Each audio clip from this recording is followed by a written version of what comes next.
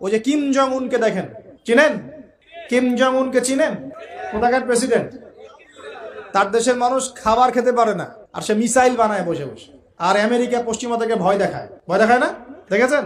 ওই উত্তর কোরিয়া হামলা চালাতে হলে 100 বার চিন্তা করতে হবে পশ্চিমাদেরকে। হ্যাঁ, কারণ সে 8-10টা মুসলিম কান্ট্রির মতো না যাদের কাছে এরকম কোনো অস্ত্র নাই। কথা বুঝতে পারছেন? ওকে অত সহজে কিন্তু কেউ আক্রমণ করবে না। তারপরেও আবার চায়নার সাথে ওর বন্ধুত্ব আছে, রাশিয়ার সাথে ওর বন্ধুত্ব আছে, ঠিক আছে? এর একটা অ্যালায়েন্স, এটাকে জিও পলিটিক্যাল ভাষায় ওদের অ্যালায়েন্স বলে।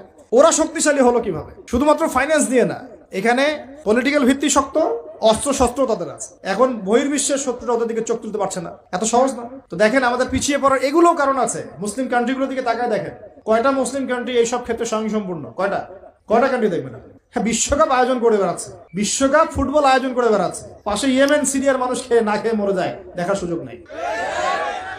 কি করছে? ওইখানে বেস ক্যাম্প দিয়ে রেখেছে পশ্চিমাদের।